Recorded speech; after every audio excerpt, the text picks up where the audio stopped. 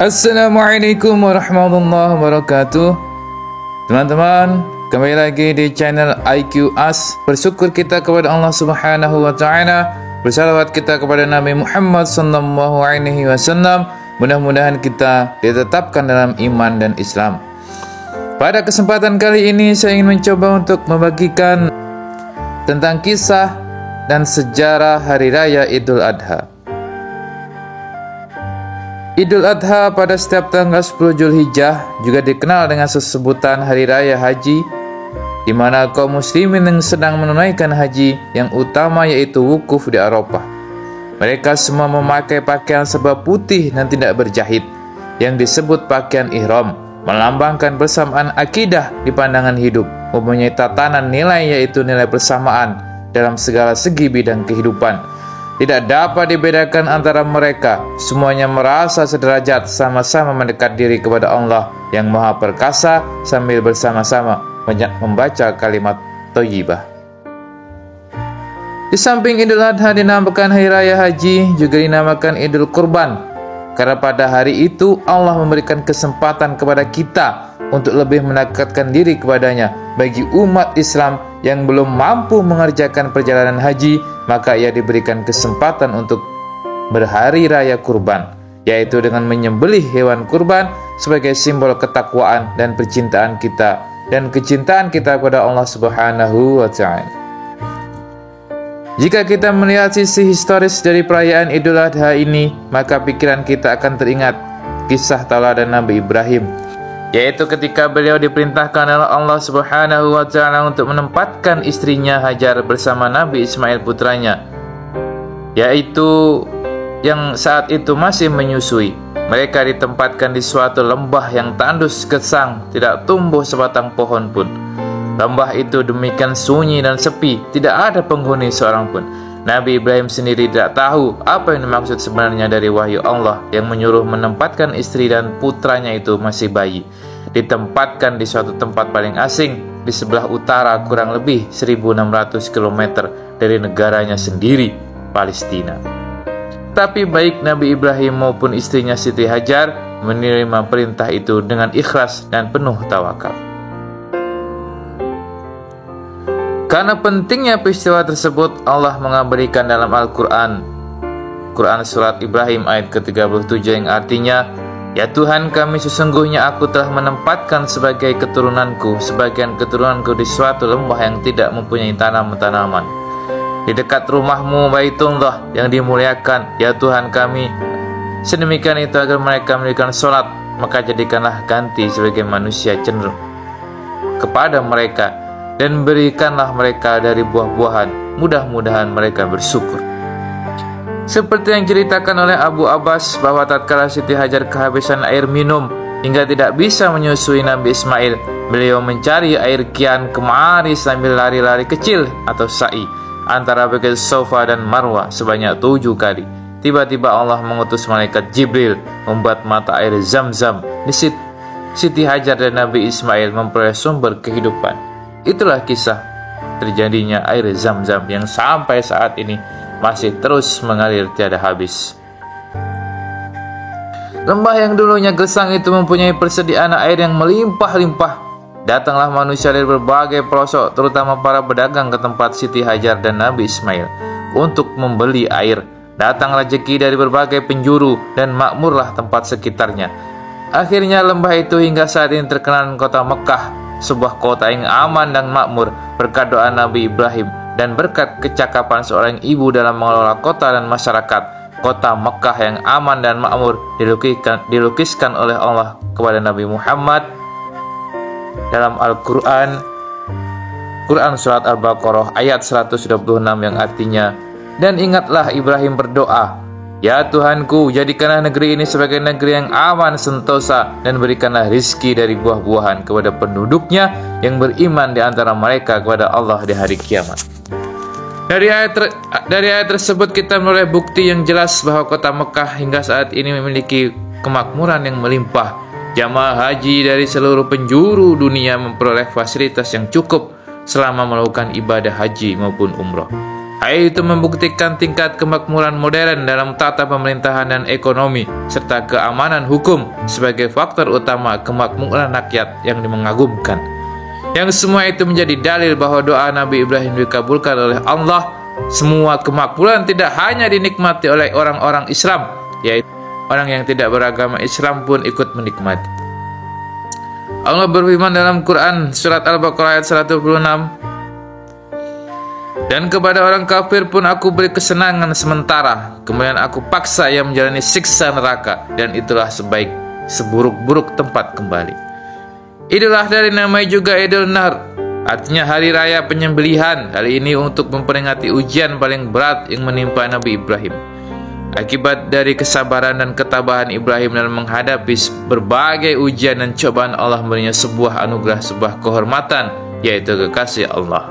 Setelah gelar Al-Khalil disandangnya, malaikat bertanya kepada Allah, "Ya Tuhanku, mengapa engkau menjadikan Ibrahim sebagai kekasihmu, padahal ia disibukkan oleh urusan kekayaan dan keluarganya?" Allah berfirman, "Jangan menilai hambaku Ibrahim ini dengan ukuran lahiriah. Lihatlah isi hatinya dan amal baktinya." Sebagai realisasi dari firman ini, Allah Subhanahu wa taala mengizinkan pada malaikat menguji keimanan serta ketakwaan Nabi Ibrahim. Kekayaan dan keluarganya tidak membuatnya lalai dalam taatnya kepada Allah. Dalam kitab Miskatul Anwar disebutkan bahwa konon Nabi Ibrahim memiliki kekayaan 1000 ekor domba, 300 lembu, dan 100 ekor unta. Suatu jumlah yang menurut orang di zamannya adalah tergolong miliuner. Ketika pada suatu hari Ibrahim ditanya oleh seseorang, "Milik siapa ternak sebanyak ini?" Maka dijawabnya, "Kepunyaan Allah. Tetapi kini masih milikku. Sewaktu-waktu bila Allah menghendaki, aku serahkan semuanya. Jangankan cuma ternak. Bila Allah meminta anak kesayanganku Ismail, niscaya aku akan serahkan juga." Ibnu Katsir dalam tafsir Al-Quranul Azim katakan bahwa pernyataan Nabi Ibrahim yang akan mengorbankan anaknya jika dikehendaki oleh Allah itulah yang kemudian dijadikan bahan ujian, yaitu Allah menguji iman dan takwa Ibrahim melalui mimpinya yang agar ia mengorbankan putranya yang kala itu masih umur 7 tahun. Anak yang sedang elok-eloknya rupawan, sehat, lagi cekatan ini supaya dikorbankan dan disembelih dengan menggunakan tangannya sendiri. Sungguh sangat mengerikan peristiwa spektakuler itu. Ternyata juga diabadikan dalam Al-Quran. Quran surat As-Saffat ayat 102, yang artinya, "Hai anakku, sesungguhnya aku melihat dalam mimpi bahwa aku menyembelihmu, maka pikirkanlah apa pendapatmu." Ismail saat itu juga langsung menjawab, "Wahai bapakku, kerjakanlah apa yang diperintahkan kepadamu. Insya Allah engkau akan mendapatiku termasuk orang-orang yang sabar." Ketika keduanya siap untuk melaksanakan perintah Allah, datanglah setan sambil berkata, "Ibrahim, kamu orang tua macam apa? Anak saja disembelih, apa kata orang nanti? Apa tidak malu, tega sekali anak satu-satunya disembelih. Coba lihat anaknya lincah seperti itu, anaknya pintar, enak dipandang, anaknya patuh seperti itu kok dipotong atau disembelih. Tidak punya lagi, nanti setelah itu tidak punya lagi yang kau dapati seperti ini. Belum tentu engkau akan mendapati lagi anak yang seperti dia." Nabi Ibrahim sudah mempunyai tekad. Ia mengambil batu lalu mengucapkan Bismillah, Allahu Akbar. Batu itu dilempar. Akhirnya seluruh jamaah haji sekarang mengikuti apa yang dulu dilakukan oleh Nabi Ibrahim ini dalam mengusir setan dengan melempar batu sambil mengatakan Bismillahi Allahu Akbar. Dan hal kemudian menjadi salah satu rangkaian ibadah haji, yaitu melempar jumroh. Nabi Ismail pasrah dan ia tawakal seperti ayahnya yang telah tawakal. Sedetik setelah pisau nyaris digerakkan, tiba-tiba Allah berseru dengan firman-Nya, menyuruh menghentikan perbuatannya.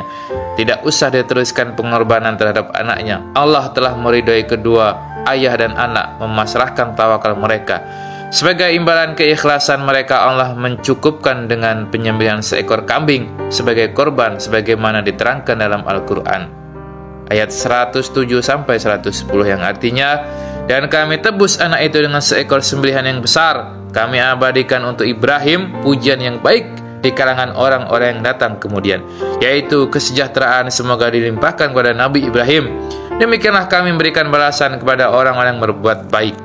menyaksikan tragedi penyembelihan yang tidak ada bandingannya dalam sejarah umat manusia itu, malaikat Jibril kagum. Saya terlontar dari dirinya suatu ungkapan, Allahu Akbar, Allahu Akbar, Allahu Akbar. Nabi Ibrahim menjawab, La ilaha illallahu akbar, yang kemudian disambung oleh Nabi Ismail, Allahu Akbar walillahil hamd.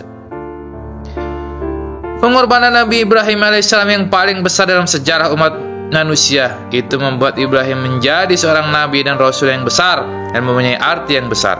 Peristiwa yang dialami Nabi Ibrahim bersama Nabi Ismail di atas bagi kita harus dimaknai sebagai pesan yang mengandung pelajaran yang begitu banyak untuk kita. Bagaimana ikhlasnya Nabi Ibrahim meski dengan ujian-ujiannya, dan bagaimana tawakalnya Nabi Ismail karena ini perintah Allah, dia siap disembelih karena ingin mendapatkan ridho dari Allah Subhanahu wa taala. Sedetik sebelum kejadian itu, Allah telah melihat hati Ibrahim dan hati Nabi Ibrahim dan Nabi Ismail, betapa tawakalnya ia kepada Allah, betapa ridhonya ia kepada Allah, betapa ikhlasnya ia kepada Allah, sehingga Allah ganti dengan yang lebih baik. Itulah sejarah singkat bagaimana hari raya Idul Adha, bagaimana air Zam-Zam, bagaimana hari raya, bagaimana haji dilaksanakan, bagaimana kurban dilaksanakan, bagaimana asal-usul kurban. Dan tentu kurban ini tidak hanyalah menguji kita, tetapi juga banyak pelajaran, banyak manfaat daripada kurban. Salah satunya kita berbagi. Andai kita saat ini berkorban, artinya kita berbagi daging kepada orang-orang. Dan andai pun saat ini kita belum bisa berkorban, hikmahnya kita mendapatkan bagian daging daripada orang yang berkorban. Betapa sangat mulianya ajaran Islam. Mudah-mudahan ini semua baik di dalam sejarah dan perintah, kita bisa melaksanakan haji, kita bisa melaksanakan kurban atas perintah Allah, dan tentu dengan hati yang bersih. Inilah kisah yang dapat saya sampaikan, mudah-mudahan bermanfaat. Adapun banyak kekurangan dalam menyampaikan, saya mohon maaf. Mudah-mudahan dapat bertemu di kisah selanjutnya. Sampai ketemu di kisah selanjutnya. Assalamualaikum warahmatullahi wabarakatuh.